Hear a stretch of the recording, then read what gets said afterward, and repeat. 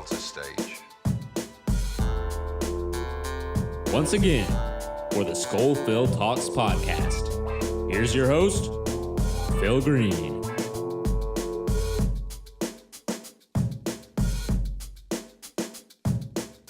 Hello, bonjour, welcome back to episode number 4. Sorry, I've been away for a while, but unfortunately, I had quite severe tonsillitis, which then developed into basically my tonsils growing to the size of a Dutchman's bollocks. So here I am, I'm back. You'll be glad to know, maybe, I'm now with a specialist mental health team, which, well, that's proven to be eventful. I've got a nice, lovely key worker called Rebecca. She's awesome, bless her. Similar sort of age, like she likes to keep reminding me, but talks to me like I'm like really old, uses my age against me as though I'm really old, but I'm not. We're a similar sort of age. Anyway, they've put me on some different meds. Excuse me if I cough, I've still got a bit of a tickly throat. They put me on pregabalin. Now, this shit's fucking good. I mean, it doesn't do a great deal for the depression side of stuff, but I'm like wired all the time. It's brilliant. And then they've put my sertraline up to 200 milligrams. So, I keep twatting that. Hang on a second. Let me just adjust that. There we go. So, yeah, I'll keep you informed. I'll let you know how the drugs go. Happy days. Other than that, I think we're all ticking about. The shitloads happen though, whilst I've been selfish and being ill. There's been knife attacks in France and all sorts of crazy stuff. So, what we're going to have a look at this time is we're going to have a look at the French have stopped, but potentially the Froggies have stopped a chemical attack. Then we're going to have a look at Skripal. Oh, the poison gentleman. Oh, remember I spoke about it in the first podcast. Former Russian spy and his daughter got poisoned, and we all accused Russia. Yeah, well, they're both fully better now. So that's the world's first 2 cases of recovery from Novichok. Which is, well, we'll have a quick look at that. Merkel and Putin. So Merkel and Putin have just had a meeting together. Now, why have they just had a meeting? It's going to be a bit of a weird one for you. Let you into a little information on that, fucker. There's been the shooting in Texas. Yeehaw! I don't know why I felt the need to go yeehaw then. But anyway, there's been a shooting in Texas. And the royal wedding. Well, I'm not going to talk about the royal wedding as such, but I do need to say something that involves the royal wedding. Anyways, we're going to crack on right now. Visit skullphil.com and support the show.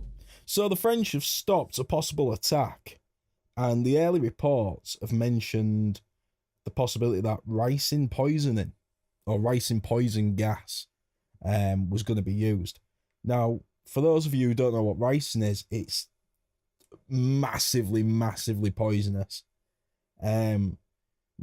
These sort of things are measured in grains, basically. I mean, we're talking like smallest spec. Basically, 2 milligrams is enough to kill a healthy male adult. I've got to say male because that's what it said in the research that I was looking at. But I presume it'd be female, so don't get all like fucking feminist on me or out bollocks like that. But yeah, sorry if I sniff as well. I'm a bit bunged up. So yeah, the 2 milligrams is enough to kill a healthy adult.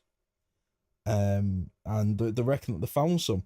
Now, a little bit of information for you here, a little bit of a fact, because we all like facts. Ricin is actually, it's very highly concentrated in rhubarb leaves. So believe it or not, rhubarb leaves are very, very toxic, which has meant that rhubarb has made its way into the poison garden in Kew. I don't know why I'm telling you this information, but it's just something I remember because I watched a documentary, I think, probably about 10 years ago, and it's something that stuck in my fucking head. So, the French managed to thwart this attack, managed to stop it, and the French have a list called Fitch S list. Don't know if I'm pronouncing that properly. Fucking French ain't really that good. And basically, it's like a terror threat list. It's got a list of people who they think's gonna fucking go stabby or bomby. Now, fair play to the French. All respect to them for stopping it. They haven't released much information about the people who were potentially going to carry it out. However, they have confirmed they were investigating it as a terror attack. Because we're back to this again. We can't say Muslims, can we? We can't say they were Islamic extremists. So we can't even say they were from a particular part of the world, because then you're being racist and bigoted and yada, yada, yada, yada. The fucking knife attacks, for God's sake. Anyways. It's not like he was screaming Al Akbar. Oh, he fucking was. Anyway. Don't get dragged into being racist. It's fucking horrible. Horrible people, racist people. So, now we're going to move on to Skripal. Woo! Like I'm probably slaughtering that fucking last name. So, Mr. Skripal and his daughter, former Russian spy, they got poisoned in Salisbury. Or supposedly got poisoned in Salisbury by the Russians with Novichok. However, it's a massive back turn. Turns out we weren't really Novichok. Turns out we probably weren't even Russians. But we still got to pretend, and no fucker at all is mentioning it. Now, his daughter was released from hospital some time ago. And she has disappeared. She's in a house, a safe house, with our intelligence services. She's probably fucking dead. I'm expecting Mr. Skripal will probably also go randomly disappearing into a safe house with the intelligence services. Again, will probably end up dead. There's only been one statement released by the daughter, and that was released through the police, a third party. So we haven't even heard from her. But if they've survived this Novichok, that makes them the only two known people in the entire world to survive one of the most deadliest man-made or man-engineered toxins in the world. Do we believe that? Do we fuck? So, oh yeah, just a little side note. The Czechs have come out and have actually said, hang on, you're blaming Russia for it. We make Novichok.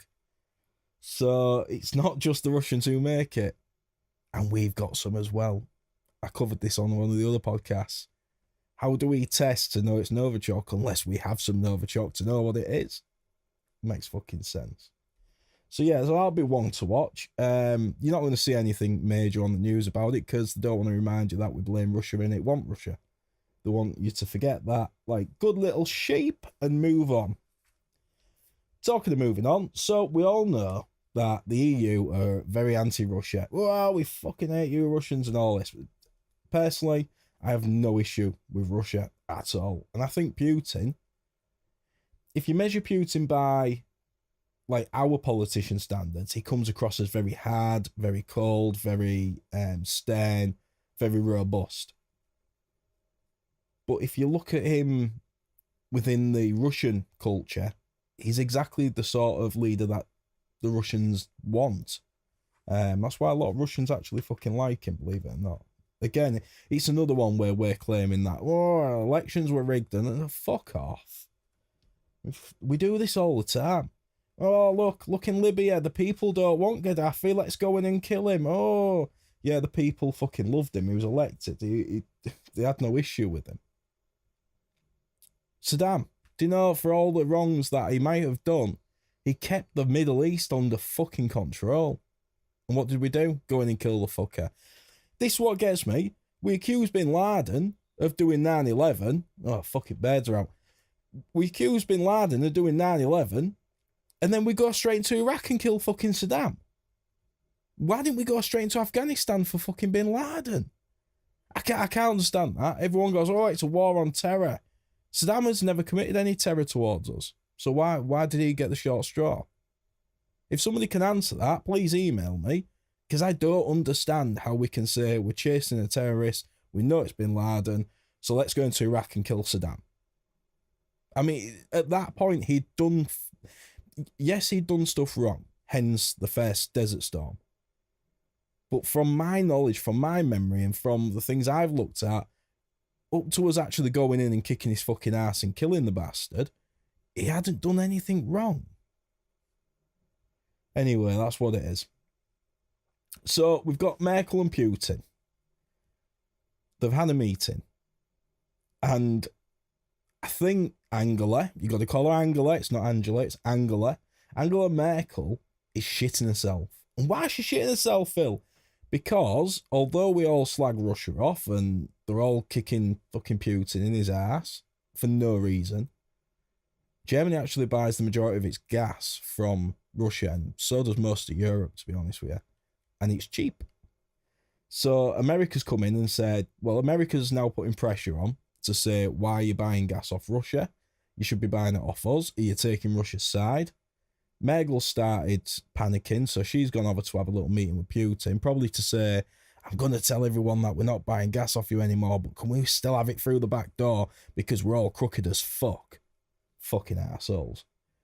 And this raises some of that. It goes on with our government. It goes on with all governments around the world, and it's the fucking double standards all the time. They will come out on the news and they will slate a country. They will slate a country, say that they want to go to war with them, that they're doing this wrong, they're doing that wrong. Oh, humanitarian. Oh, they've done all this to the people. And what you don't know is we're still trading with them. The government are still actively buying stuff from them. Fucking bollocks. All the fucking time. Anyways. Next little item on the list is the Texas shooting. So 10 people are being killed. I believe that includes the shooter and a teacher and 8 students. Or it could just be a teacher, 9 students and the shooter. But I think the 10 people include the shooter. So, first of all, before you start seeing the propaganda coming up about banning assault rifles and yada, yada, yada, it was actually a shotgun and a handgun that was used in this. Now, if we're going to start going, Americans should ban shotguns, fuck, get a grip, because even we have shotguns in this country. Do you know what I mean? There was also a number of explosive devices found, apparently. Now, I don't know the great in-depth detail. There isn't a lot of detail coming out at the moment about it. But I just think it's a bit strange that there was explosive devices found as well. Now, I wouldn't ever say it was a false flag, and I wouldn't ever say nobody died, because obviously if the reports say that people died, then they've died. But it just seems a little bit over. Now, you've got to think, let's think bigger picture, just throwing out there, just, chewing the fat. Texas is a heavily, like, pro-gun state. So what would you do if you wanted to encourage a gun ban and you needed to win Texas over? Well, you'd have mass shootings. I mean, that's what I'd think anyways. So, ladies and gentlemen, keep an eye on that one, because I'm going to guess now it's going to get blown out of proportion and there's going to be a massive cry for guns to be banned. Now, this raises another point that I want to kind of cover, and I know it's easy for us to sit in the UK and throw stones, but I'm a bit tired of the Americans claiming the need to ban guns, because surely you don't need to ban guns. You need to look at the places that are getting attacked. Now, the shooting that happened at the YouTube headquarters in California was in a no-gun zone. A no-gun state, I think it is, to be fair. But anyway, it was in a no-gun zone. That don't make sense. The majority of mass shootings are actually in areas where guns aren't allowed.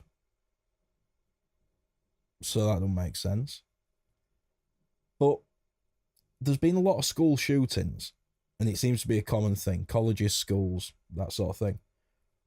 Why aren't they looking at the procedures at the schools? Why aren't they toughening up schools? Everyone laughed when Trump said about teachers having conceal and carry.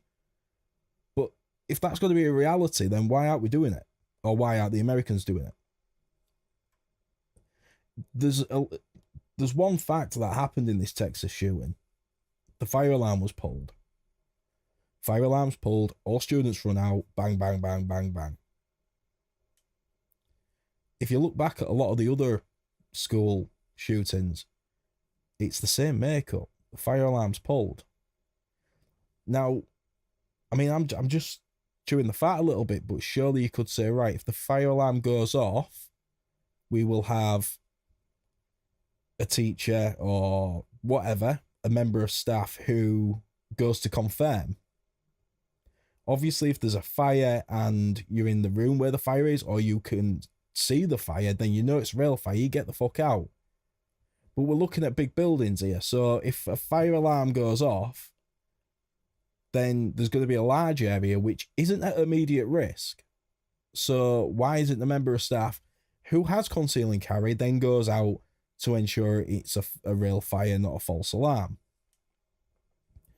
This is, I mean, that was just a thought that I've just thought as we're talking, but I don't understand why they aren't doing it. It just don't make sense. So that's the Texas shooting. Pa-pow, pa-pow. Fucking hell, I don't know why I do shit like that. Right. So finish off royal wedding.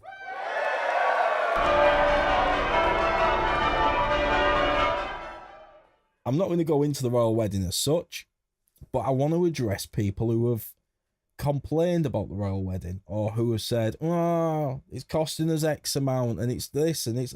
Do you know what? We have a royal family. Get the fuck over it. It's part of what makes our country our country. England is known throughout the world because one of the major facts is because we have a royal family. The Commonwealth is getting bigger. Countries are joining the Commonwealth. When they join the Commonwealth, they have to agree that the monarch becomes like a statutory figure over their country. There's too many people who waffle that we need to get rid of the royal family, but have no fucking clue what's going on in the country. Have no fucking idea what the royal family are here. So I did a little bit of research and I found out how much the royal family is costing us. Now, you're going to be surprised here. The royal family, on a yearly basis, cost each individual in this country 76 pence. 76 fucking pence. And for the sake of 76 pence, I have to listen to people every day whinge about the royal family. If you don't want a royal family, fuck off to a country that hasn't got a royal family. Because there's a lot of us here who are proud in the fact that we've got a royal family. And it's a bit of a weird one. People will slag off the royal family, but they won't look at the politicians. Again, sorry if I'm sniffing. They won't look at the politicians. What about all the politicians that fucking drained tax resources for second homes? There wasn't that many of them that got done for fiddling the fucking expenses, you know. The majority of them that are in there now have been done for it. But you'd rather slag off the royal family, who costs each of us 76 pence a year. You got to think, the royal family bring fucking shitloads of money in. And there was a jumped up piece of shit that I listened to this morning on Radio 4 who had the bollocks to turn around and say, yes, well, if we get rid of the royal family, we'll still have just as much tourism that comes in. Bollocks! Do you know, again, I was listening to the radio on whilst I was driving through. And one of the things that this person said on the radio was, oh, here comes Prince Harry and, I can't remember a fucking name, Michael or whatever it is. And they've gone down and they're casually walking and shaking hands with all the people that's gone to see him. That's what our royal family's for. They're not there to be, like, diplomatic ambassadors to fucking dregs on fucking council estates who want them to go in and get, oh, I want more benefits, and the royal family aren't doing anything. The royal family travel the world as representatives of the people. The royal family are there, and believe it or not, they are there to step in if the government goes overboard. And there is ways and means, there is certain like articles that can kick into action. The Queen can still go in and overrule Parliament. It's the Queen who dissolves Parliament every time we vote. Now, Don't get me wrong. It's one of those things that probably would never get used in a million years. But you've got to look at like people like the armed forces. The armed forces do not sign on the dotted line and swear an oath to the government. They do it to the Queen. They do it to the royal family. So I get a bit wound up when I hear uneducated, ill-informed people slagging off and slating that.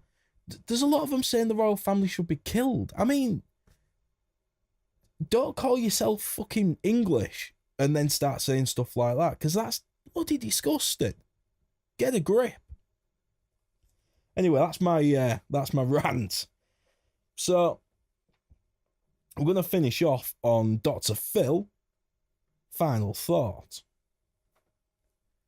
Now, I'm going to be honest with you. The past 2 weeks, I've also been on a bit of a downer, and had to do a bit of realisation and a bit of rethinking of stuff. And one of the things that I've kind of realised about what I was doing and where I was going in life was I was so worried about there's no plan. Do you know, I was looking for that, I don't know, that end point. What decision should I make in life? Where should I go? What should I do? Do you know that whole, I don't know, by the time I'm 30, I should be here and I should be there and I should have this amount in the bank and I should do this and I should do that. Do you know what? I've learned that that's how you destroy your life. That's how you waste your life. Now, it's great to have plans. I'm not saying that it isn't, but you need to learn to be adaptable with your plans. And I think that's a big problem that I had, was I wasn't adaptable with my plans. If they didn't happen, then I started putting myself under pressure. So what I do now is I approach every day as its own day. If I have a plan to do something, then obviously I'll try and do it. But I don't put myself under that pressure. I'm trying to learn not to put myself under that pressure. I'm making these podcasts. Now, Phil of 6 months ago would be, right, I need to get X amount of podcasts out a week. There's got to be X amount of subscribers. If they're in, what am I going to do? Whereas now I approach these and go, do you know what? They're for me more than anything. So that if in 2 or 3 months' time I find myself in a position where I'm really low, or I'm on rock bottom, or touch wood, heaven forbid that, I'm considering taking my life, then one of my own personal steps that I will put in place will be to listen to these podcasts again, to try and pick up that moving forward, that kind of, not enlightenment, but that sight of there's always another way.